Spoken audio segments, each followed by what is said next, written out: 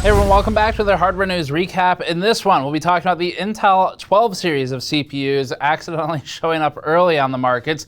This includes some specifications for the 12900K, the 12600K, the 12700K, and they're a bit interesting. We sort of knew that the 12 series is going to be a combination of multiple architectures or multiple cores. The end result is that you get CPUs that are like 12 cores and 20 threads. Sort of. We'll talk about that. Additionally, TSMC is working on liquid cooling chips. This is something that's been discussed in the science community for a while now.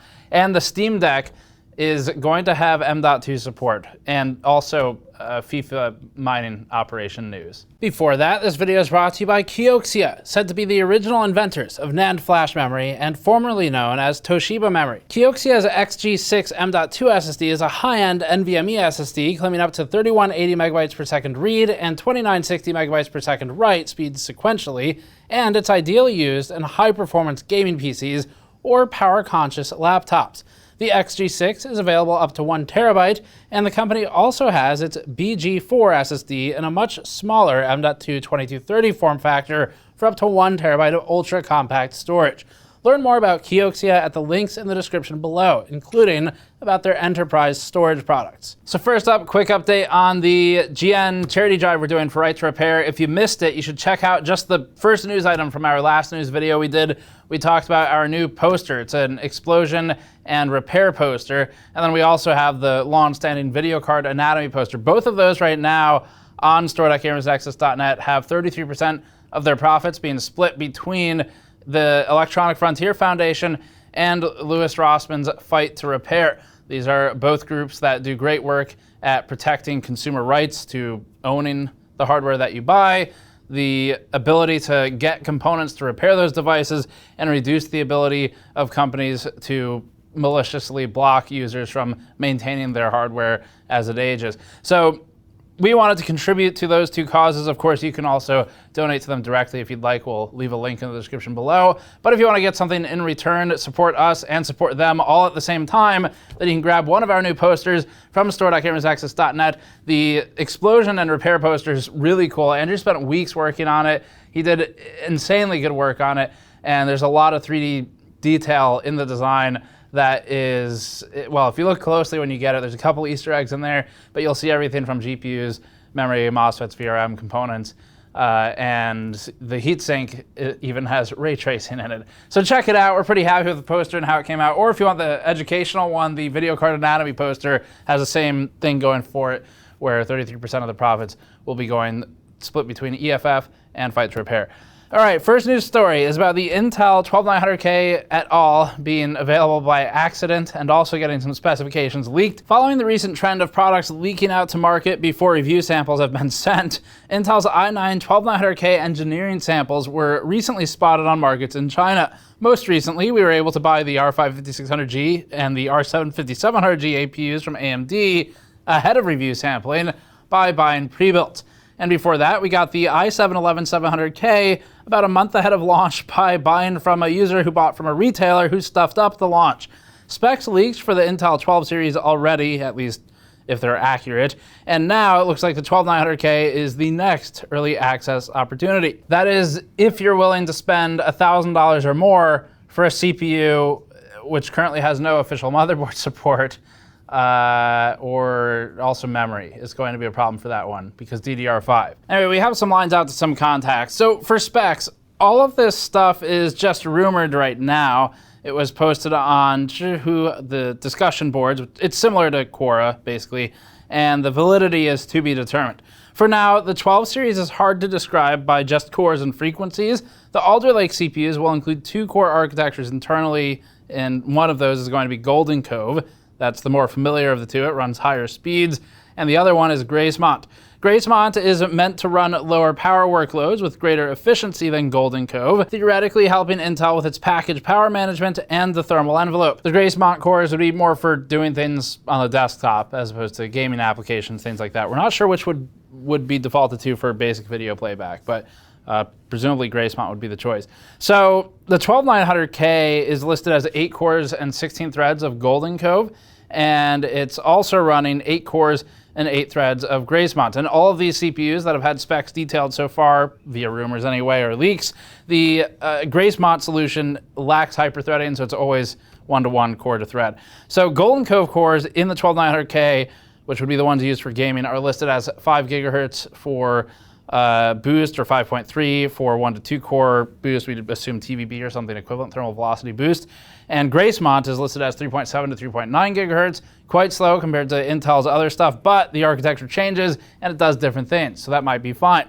L3 is a combined, rumored, 30 megabytes right now, and PL1 is 125 watts, so that's familiar. PL2 goes up to 228 watts, that would be under tau boosting. So when you're within the turbo boosting duration limit, somewhere around 52 or 56 seconds, then that would be the power limit we would expect to hit. The other rumored specs have the 12700K as having the same core count as for the 12900K with Golden Cove, with a reduction to 4 cores and 4 threads on Gracemont.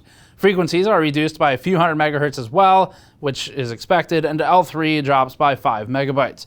The 12600K runs 6 cores, 12 threads, also as expected, with Gracemont again at 4 cores and 4 threads.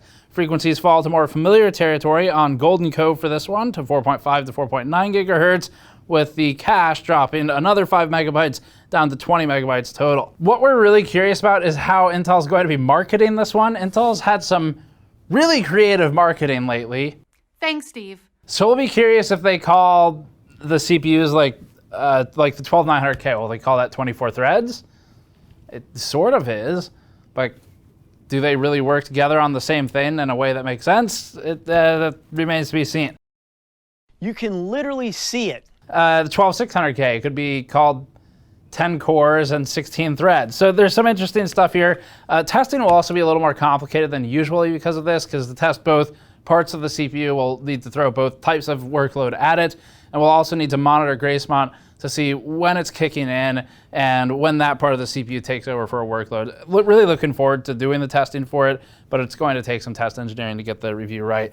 So as for availability, we got in touch with Twitter user Yuki_ANS to talk about the 12900K that Yuki noted was spotted in China. The CPU was selling for, again, over $1,000. It's an engineering sample, and availability to the wider market to consumer retail release is still several months out. Up next, more news on the Steam Deck from Valve, the handheld that we discussed last week in a dedicated news video. As soon as the Steam Deck was announced, we emailed Valve and reached out to its press department to ask some follow-up questions. One of them we were hoping to get answered was about the M.2 drive support. Of course, because we emailed the press team, the email went completely ignored and unanswered, because Valve is an unapproachable behemoth at this point.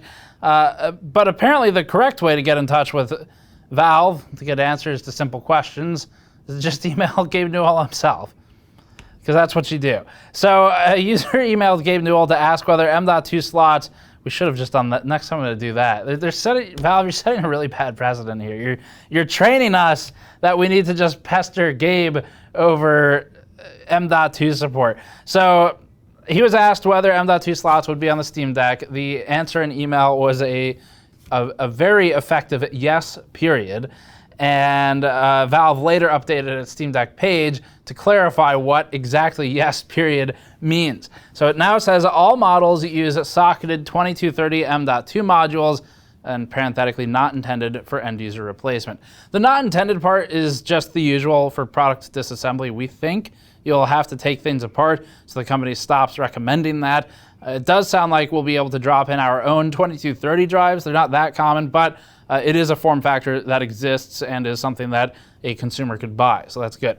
That'll help buyers of the 64 gigabyte eMMC models, and we'll document all of this in our teardown once we get it, along with some information on how you would install your own SSD if you wanted to. Our team has back orders in already for this. Obviously, we back order, pre-order these things so that we can get them in to review, to let you know whether you should buy it. We're expecting to get ours probably in January. They're supposed to start shipping in December, though.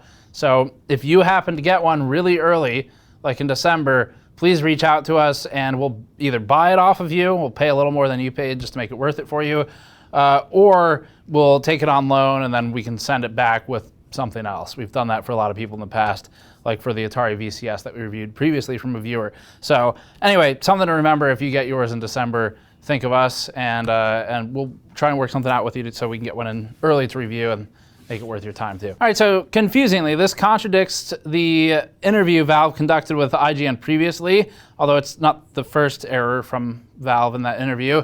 IGN asked if the storage is upgradable in that interview, and Valve said, quote, "The internal storage is not." And then they talked about the SD card slot. So maybe they meant it's not asterisk with an asterisk next to it, for it is, but you'll avoid the warranty. Either way, if it's got a 2230 slot in it, it is upgradable. Separately, Newell has expressed interest in building out the handheld Steam Decks as a wider ecosystem with partner involvement, like from Gigabyte, Asus, or similar. Given that Steam itself, if you really think about it, isn't that special, certainly large retailers in the past have died overnight from sudden market shifts, it would make sense that Valve is interested in trying to cement its existence in other parts of the industry, especially hardware manufacturing, beyond being a retailer. And, you know, one really just an idea we came up with, certainly Valve has thought about many things, but one of the things we thought of here when talking about this news story was, what if Valve developed games? Just imagine if Valve were a game developer and it made video games, it could then sell those games on its own platform, and it could support its company with both the platform and the game development. It's just, the synergy seems really good. Something to think about, Valve, if you ever get some downtime to maybe make video games again. Some people might like that. All right, FIFA mining farm, just a quick update on this one. Last week, we reported on the Ukraine Security Services bust of an operation leveraging 3,800 PlayStation 4 consoles to mine. We went through the Ukrainian government's reports to learn more about the story of the 3,800 PS4s, the 500 GPUs, and other components housed in an old energy company warehouse that at the time was being reported by the Ukraine Security Service as being a mining operation. In the time since, more information has come to light, and the story is even more dystopian than previously thought. Not only were the consoles mining, but they weren't even mining crypto. They were mining, maybe farming's more accurate, in-game currency and unlockables to sell separately. So in actuality, it was FIFA that was being mined, not cryptocurrencies and whatever other games they had in there, but FIFA was the one that was named. So there's a translated report from itc.ua via Google Translate that reads the following. It says, quote, "However, new data shows that the SBU's conclusions turned out to be wrong. In any case, the lawyers representing the Ukrainian company MMI Engineering say this, which, as it turned out, was mentioned in the SBU release. It's noted that the company is engaged in software development, network maintenance, and training of artificial intelligence systems. In addition, MMI Engineering entered into all the necessary contracts, legally occupied the premises, and received electricity." The lawyer who represents the company in the case said that law enforcement officers provided false information in the press release. So maybe it's like a deep learning thing or training a botnet to play FIFA. Just like it's like a perpetual rage generator. You just make people mad by training a botnet to do it. But whatever they were doing, AI research or mining in-game currency was one of the other reports that came out. Whatever it was, the lawyers here obviously are claiming that it was all above board. They suggested that the power company was notified of this and in fact had a lease with the engineering group that was occupying the space. And they also noted that the electricity was being sold legally at the commercial rate. In the original report by the Ukrainian government website, the statement was that the electricity was being stolen. So quite a conflict in the two stories here. There's one other quote here. It said, "Law enforcement officers conducted a search in connection with the investigation of the actions of Alpha Energy officials who are suspected of illegal mining." Now, the equipment was seized, but to our knowledge, there's nothing illegal about playing FIFA with 3,800 of your best friends. But we'll see. If it develops further, we'll let you know. It's kind of a weird world we live in where this is the stuff we're doing with our PlayStations now. Up next, at GDC, Nvidia showed off DLSS and RTX-enabled ray tracing running on a MediaTek processor, sort of. It was an RTX 3060 paired with a MediaTek processor, so the 3060 is still doing the heavy lifting. You still need Nvidia architectures to use things like DLSS, but the thing Nvidia was trying to show was Wolfenstein Youngblood and a tech demo called the Bistro running on a MediaTek Companion 1200 platform, and this MediaTek platform is ARM-based. Nvidia is trying to buy ARM right now, so that makes sense that they would show them together. The operating system used was Arch Linux, and Nvidia noted that there is no ARM-based release planned for Wolfenstein Youngblood. It was just a tech demo. As for information released by Nvidia, the RTX SDKs had to be ported over to work on ARM devices, including the DLSS libraries. RTX DI for direct illumination and RTX GI for global illumination also had to be ported over. And ultimately, it's a tech demo to get some interest from developers to show that these things can work on ARM. It can be ported over. And that's about all there is on that story. Intel has more strategy updates for Europe in regards to manufacturing. It looks like Intel might have more ambitions than previously thought. Intel's presence in Europe has been a major point in Intel's IDM 2.0 plan, though details regarding exactly what Intel has in mind have been hard to come by. According to a paywalled report from Financial Times, picked up by Tom's Hardware, it looks like Intel may be planning an initial 8-phase project. At some point down the road, Intel could add additional phases to it, with a total investment around $100 billion. It's not known where exactly in Europe these investments would take place, but they'd likely be spread across multiple areas or sites. Building out a semiconductor fab is contingent on several factors aligning. Obviously, land acquisition is going to be a big one, and in Europe will be more of a challenge than in some other areas in the world. Additionally, engineering talent is a major limitation for getting a fab up and running, as are other supply chain and logistical constraints, and that's why Intel is trying to vertically integrate its supply chain in Europe to get more of the components from the same area. Intel is also courting governments for support to subsidize the cost of building a new manufacturing facility. Last we heard, Intel was looking for something around $9.7 billion in government support. Also in Intel news is a new report claiming that Intel is looking into acquiring GlobalFoundries for around $30 billion. The report comes from the Wall Street Journal, citing sources, quote, familiar with the matter. The purchase would presumably accelerate Intel's new push into contract chip making via the IFS or Intel Foundry Services sector of its business. This is a market that's mostly dominated by TSMC right now, and to also a large extent Samsung. However, complicating any possible purchase would be AMD. As a reminder, GlobalFoundries was created when AMD spun off its own manufacturing facilities in 2009. That's around when AMD was struggling under debt and still had only just recently, a few years prior, purchased ATI. And so it was still recovering its balance sheet from that.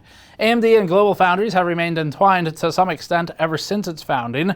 AMD is currently among GlobalFoundries' biggest customers, as the two companies have long maintained a wafer supply agreement, or WSA.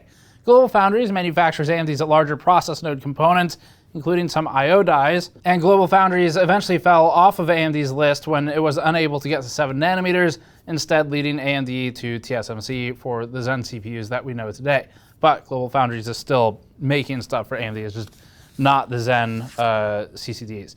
So the WSA between AMD and GlobalFoundries was extended recently into 2024. We reported on that previously. AMD expects to pay GlobalFoundries $1.6 billion through the course of this agreement renewal, and how this would be affected by Intel purchasing GlobalFoundries is the question mark right now. A deal like this would also likely face scrutiny from regulators, so it would take a while to move through if it moves forward at all. It's not hard to imagine why Intel would want to bring GlobalFoundries under its roof. Acquiring GlobalFoundries, a company with years of experience in the pure foundry play model, would certainly kickstart Intel's own Foundries as a Service business. As much as this would be a physical fabrication facility acquisition, it would also be an intellectual property acquisition. This would line Intel up with a wide portfolio to compete mostly with TSMC. Right now, Intel has had to turn towards TSMC for assistance when it was unable to produce the volume needed, and also unable to get to more advanced technology for its newer CPUs. So Intel, the more that TSMC manufactures for Intel, the more Intel will fall behind. It's not going to gain that knowledge and experience it would gain trying to innovate, push forward on its own technologies.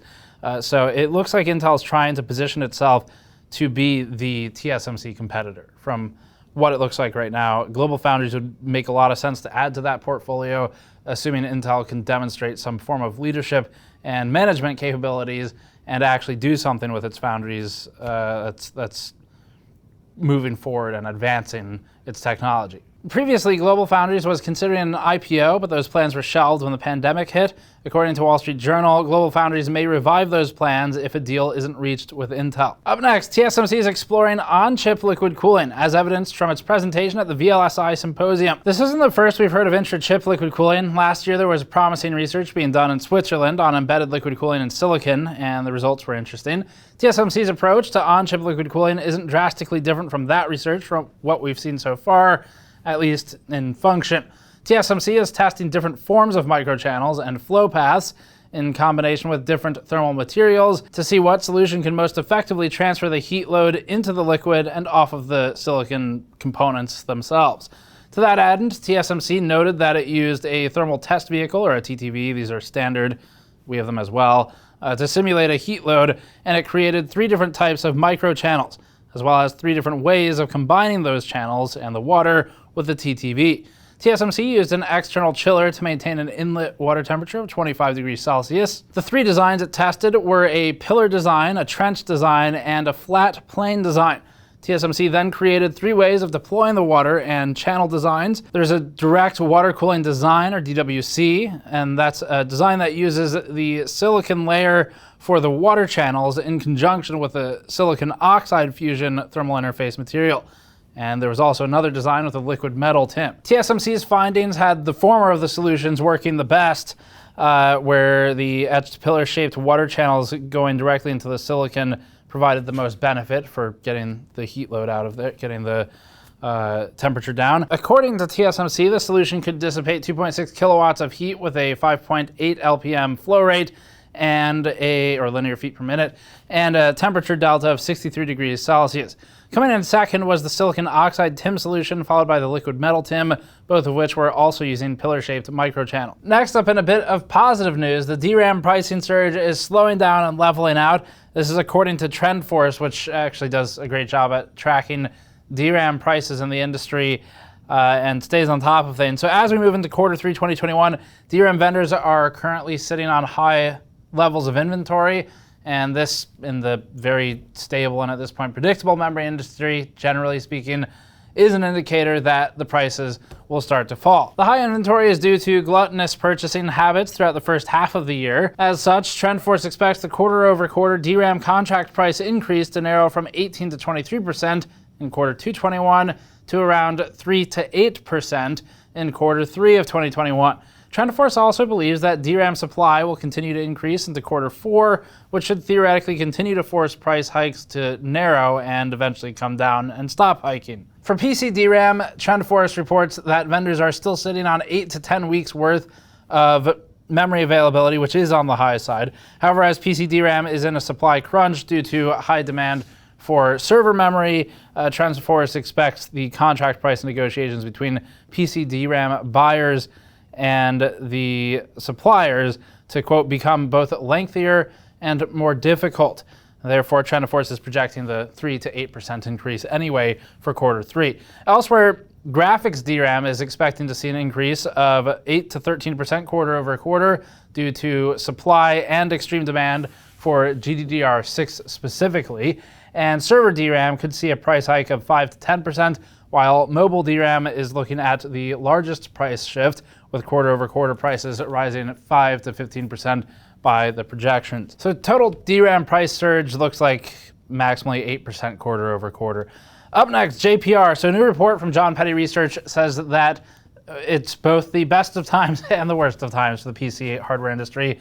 It outlines a path forward for the PC market to recover in terms of its supply availability, and notes that it was both a very good year in the last 12 months for PC hardware sales, and also very difficult because there's been scarce supply in affordable brackets, or even in mid-range brackets, and then at the high end, a lot of it has been scalped. JPR said the following, quote, "New entrants are very important to the long-term health of any gaming platform. A stark warning to hardware companies in the PC gaming space that long-term growth is dependent on having products available and priced within reach of mass-market consumers. Also a warning that total dependency on imported products and just-in-time inventory systems can be a weakness during market anomalies like the pandemic." According to JPR's research, vendors are reviewing their just-in-time strategies and beginning to adopt just-in-case inventory, which JPR predicts will result in more sales and higher inventory levels for high-end products. JPR also points out that 4K displays are becoming more widely available at big box stores at, quote, historically low prices. JPR had this to say, quote, pent-up demand resulting from anomalously high prices will be satisfied in the coming years. High-end graphics cards, add-in boards, maintain MSRP well and can be sold as mid-range products for years after production. This may encourage manufacturers to aggressively stock high-end inventory levels to prevent what we saw happen since pandemic lockdowns were initiated. JPR expects the total high-end PC gaming market to grow some 20.38% by 2024, with a market value of $45 billion. And in case you're wondering, that's just going to be the price of the RTX 4080 when it's on eBay. That's the mark. It's going to be $45 billion. All right, Corsair has some distribution plates, and Gigabyte's got some AIOs to talk about. So this is just some actual hardware news, some product launches. This past week saw a couple of products launch from both Corsair and Gigabyte. The Corsair one's pretty cool. It's in the Hydro X line. It's Corsair's water cooling line. Not particularly high-end for water cooling, but it's interesting. This specific product, though, is the Hydro X XD7, and the reason it's interesting is because it's a pump res combination, and the distro plate that's included as part of it is designed to look like a 360 RAT. So it mimics the appearance of a 360 millimeter radiator. It has 3 RGB lit channels, and those channels are designed to look like RGB fans. Corsair's, it's the exhibit meme again. Corsair's going, we heard you like RGB, so we put RGB in your RGB, so you can RGB while you RGB. So the plate has the usual fare of fill and drain ports, as well as a temperature sensor port for monitoring liquid temperature. Inside the plate, there's a D5 pump and a 140 milliliter reservoir.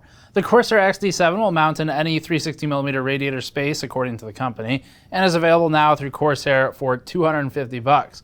Moving on to Gigabyte, the company trotted out its new line of Aorus Waterforce series AIOs. The new line consists of 3 models, conforming to the standard 360, 280, and 240mm form factors. This new line also borrows a bit from Gigabyte's higher-end Waterforce Series X, in that these coolers feature 330-degree rotatable pump caps and the slightly wider 7.8mm tube diameter. And these should both already be on the market, although we weren't able to find any of the Gigabyte ones on our normal retailers in the US, but they should be out there. So that's it for hardware news this week. Thanks for watching. As always, you can go to store.gamersnexus.net if you'd like to grab one of our teardown posters or video card anatomy posters, where again, we're doing a portion of the profits of those going to the EFF and to Fight to Repair.